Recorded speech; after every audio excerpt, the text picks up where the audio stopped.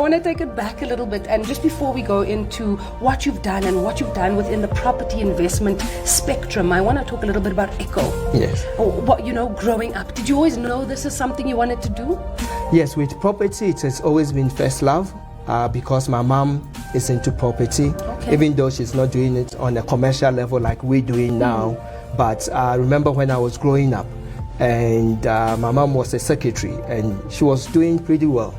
And people around her always, they were driving, had their own cars and the rest. So one day I asked my mom, why are you not buying a car? And she just said, if I don't own these premises that we stay in. And back in the day, that the government companies always had properties that they let out to their senior employees.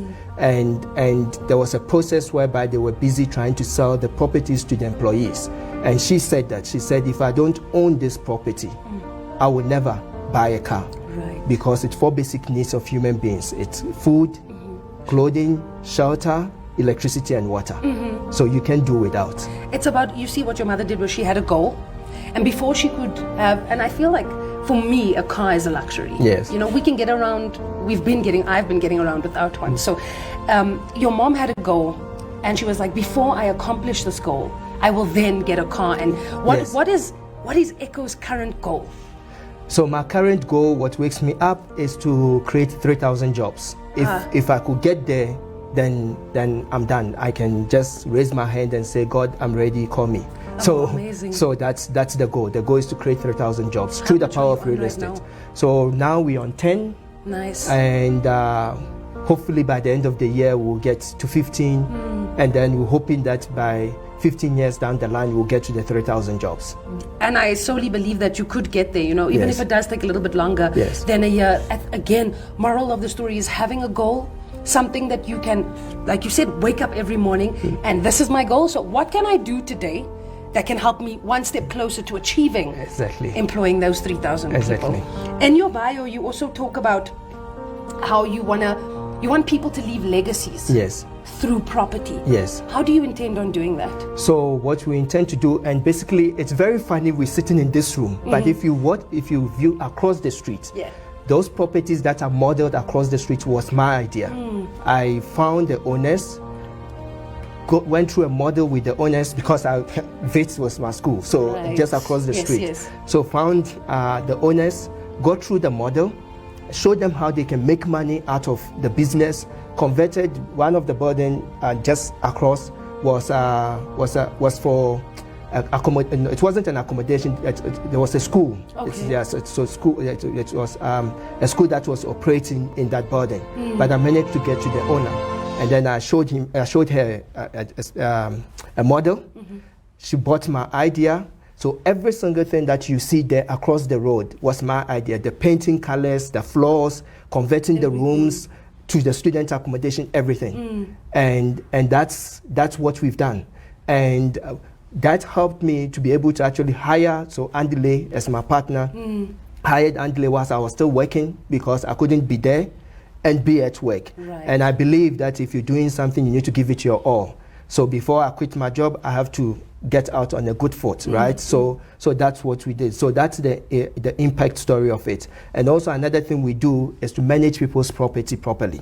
I believe that if you manage somebody's property properly, they say I'm expensive because I always come in and raise the price. So they call me the money man. But if you do it properly, if my clients are doing well, I'm doing well, because then I can leverage off their existing income because I know how much they make. And I'm the only person that can go in and say, hey, listen, when I came, you were making 80,000 right now, you're making 1.5 million a month. So therefore, give me 500, let me do this. And I'll pay you back. And that's how the business was built. Again, it's that relationship with people. Again, that's so core of what you do, And so this all happened straight after university, straight after you graduated? No, so that happened when I was working for the bank. Oh, yes, of course. Because and I love always bringing up young people, graduates who, because our unemployment rate is just spiked through the roof right now. So I love bringing up the fact that, so you've just graduated, you started working in the banking sector, but it's about that courage to go into a building, go into a place, have the vision, see it. So tell me about Echo's courage. Where did that motivation and drive come from? So I think it it's a genes thing, if I must put it that way. It's a family thing. So I come from, our family is rooted embedded, our business is rooted embedded in our family history. So my grandmother, who was an illiterate, that had 7 kids, husband passed away, so 7 female kids. Let me stress that, female kids. Husband passed away, managed to educate all her kids. She was just a seller on the street, selling tomatoes and chili. And when we were growing up, my cousins and I used to go sell for our grandmother.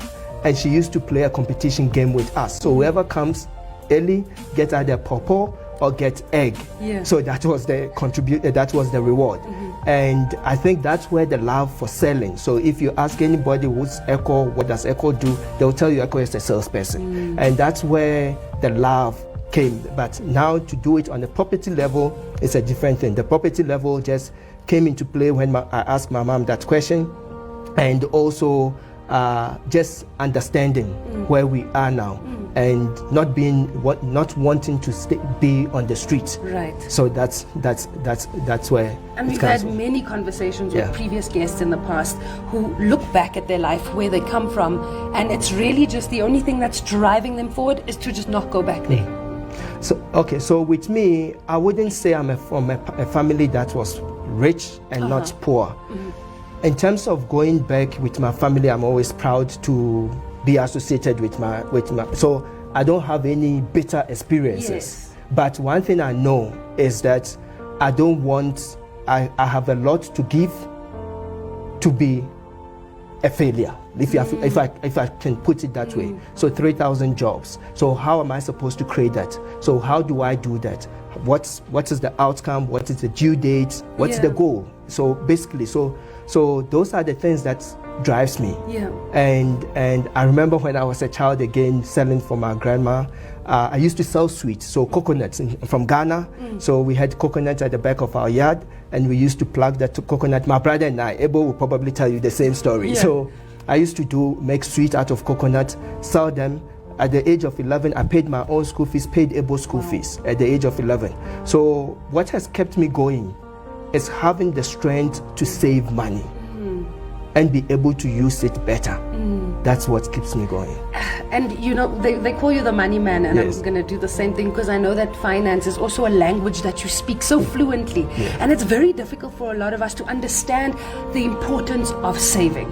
One, because maybe we weren't taught it in the schooling system we grew up in. 2, maybe our parents did not teach us, and maybe our parents weren't saving because they didn't have the means to save. They only earned 3,000 rand and couldn't. What can they save? They have to send you to school. They have to secure the shelter, security, food, water, electricity. So let me find out from you. You know, you were pushed, you were taught how to save, you were taught to actually go out and make that money. How important is saving to you? Saving is very crucial. It's like your bloodstream, right? You cannot live without having the blood in your vessel. You'll die. So the important thing is, the question I think probably the audience and viewers must ask themselves, how much do you want to earn when you turn 65? Because now we've got the energy, we push, but at the age of 65, your savings is going to push you. Because you're not going to make the same 20,000 rand or 30,000 or 100,000 that you make at the end, every month from the company.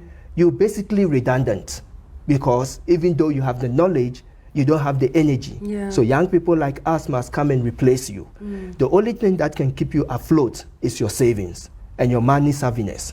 And that is what's very important, and that's what I'm very passionate about. I'm passionate about personal finance.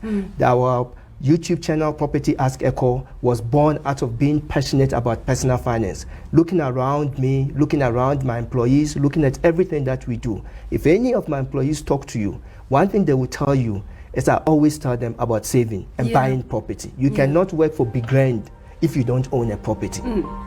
Then my dream is shattered. Exactly. It's about having the people who work for you have a similar mindset, and also having those goals that you have. Because working for Echo is already living proof that you want your employees to achieve same goals as you are, because you're living proof that it works, that this mechanism works. And I want to speak to the viewers quickly about that question that you just asked. How much do you want to earn at 65, let's say before you retire. But the question to the viewers is, and Echo, I think it's a brilliant question, is how do you plan on doing that? Yes. How do you plan on achieving that goal?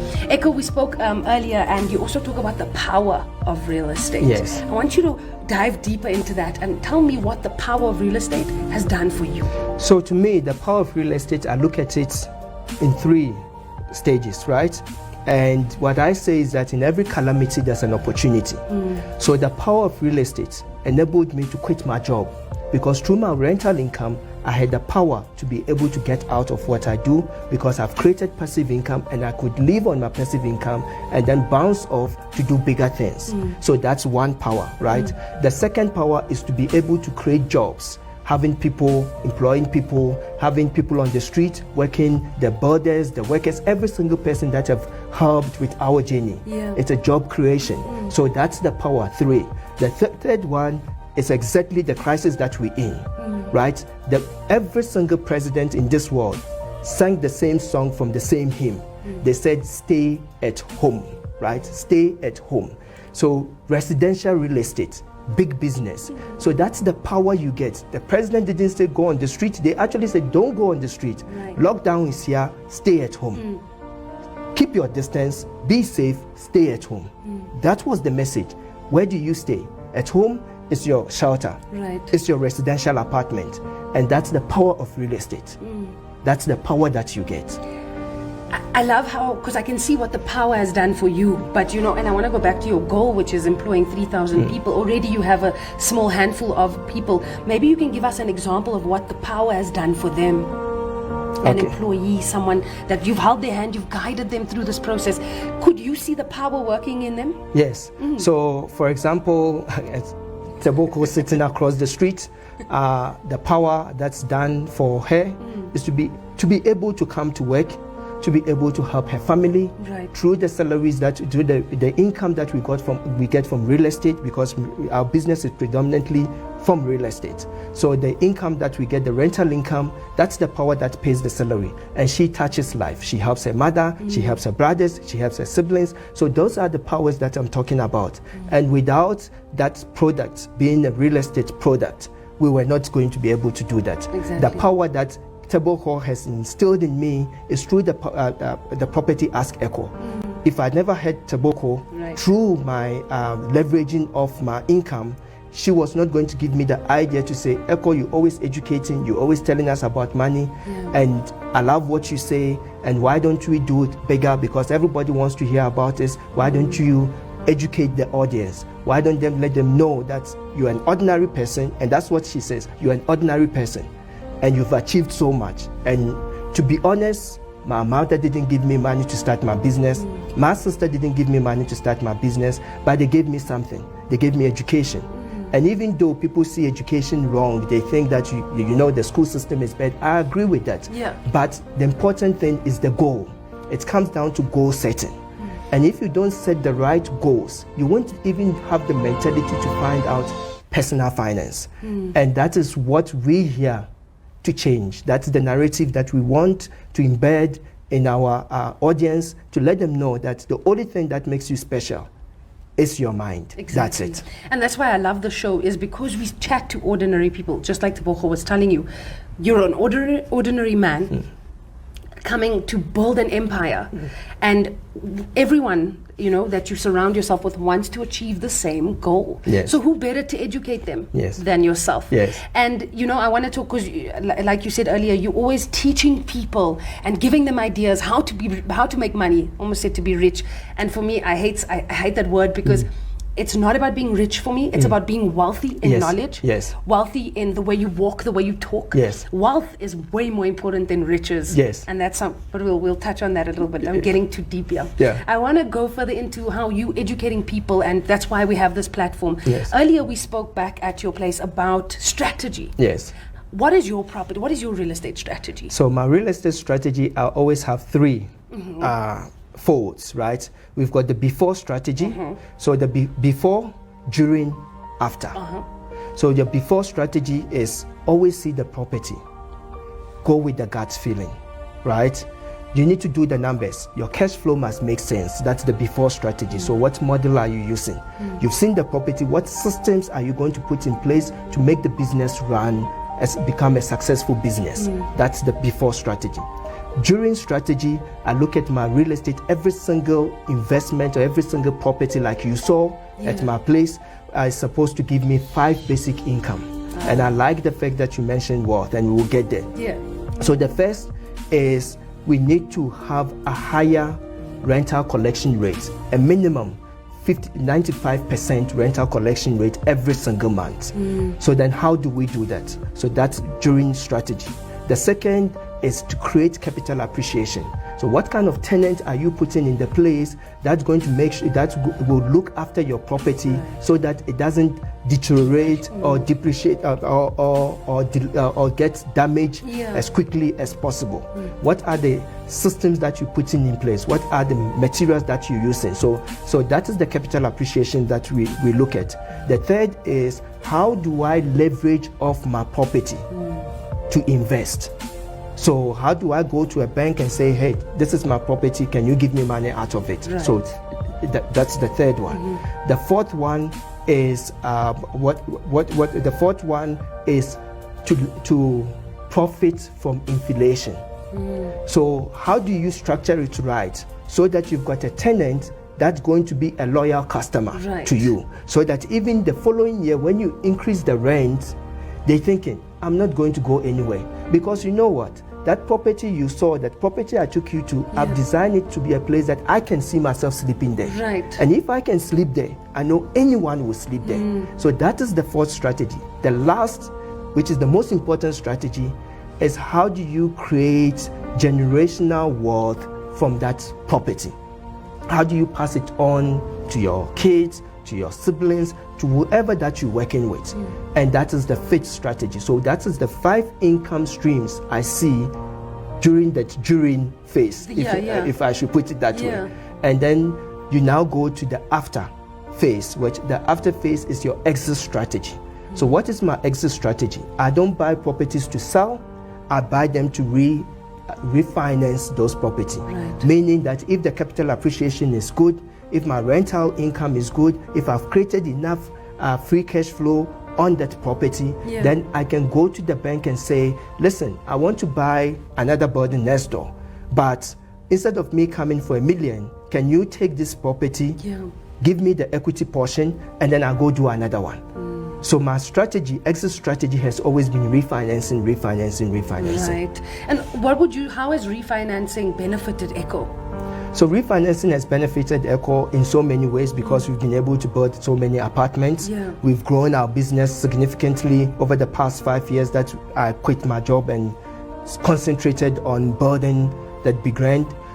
Even though we've been in the property business for over 10 years, because when I started working, that's when I started buying properties, right?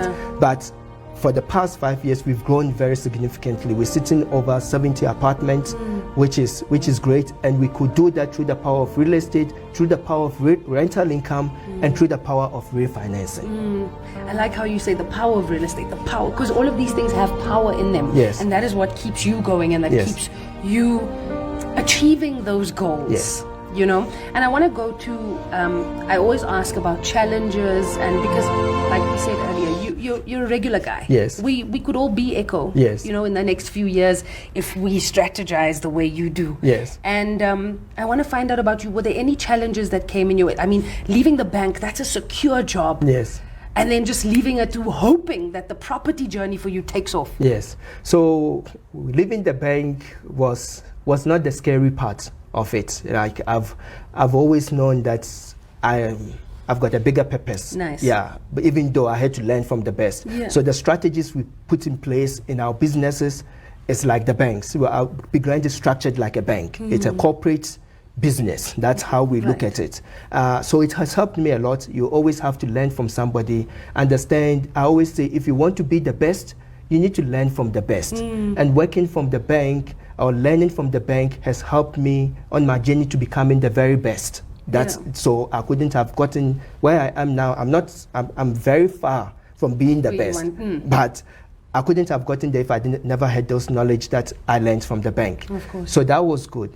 But the challenges now that you had in terms of with the cash flow, I was very conservative, so I never had problems with, not paying my bond. So those things were covered, because what I did before I quit my job, the calculated risk that I took, and that's one thing the audience must know. You cannot quit your job hoping that you're going to take your 6 month salary and do something great. It never works. When I quit my job, my free cash flow was 2 times my salary, on my property side. Yeah. And that was the only way I could quit my job. With confidence. With confidence. Yeah. Because remember, when I quit my job, I'd already been paying my business partner to be doing this. So where did I get that money from? So those are the things that the viewers must understand. You need to set goals. You need to save. Saving is a big thing. At least 10% of whatever that you get in your hand must be kept as a saving somewhere. Yeah. Whether it's supposed to be a short-term savings or long-term savings, but you need to save. I always say that you invest, you spend, you repeat. So that's how it's been. That's the circle of life. The challenge we had now is doing something for the first time, taking in tenants on a face value, not doing proper screening. Right. So now you put a tenant in there, and before you realize they've got 50 people staying with them. Yeah. Those are the challenges that we had, and we had to go through a system to clean it up. The challenges is never had a mentor. Everything that I've done, it's been first-hand experience. Read from a book, apply. I've never had any mentor in my life, which I think that if I was, but I'm still blessed. I thank God for whatever path that He puts me through. But I'm thinking, the best thing you have to do is to have a mentor. If I look back with the knowledge that I have and with the kind of things that we've achieved with the people that I have, if I had a mentor, we were probably going to be very, very far. So there's certain mistakes that I had to just make them. Yeah. And through mentorship, you can avoid those little stumbling blocks. That's one thing I've taken from being on the show is a mentor is so important. Have you officially gotten one now? Yes. Yeah. Yes. So you see, it's about making those mistakes, but then you have the opportunity to rectify them. Yes.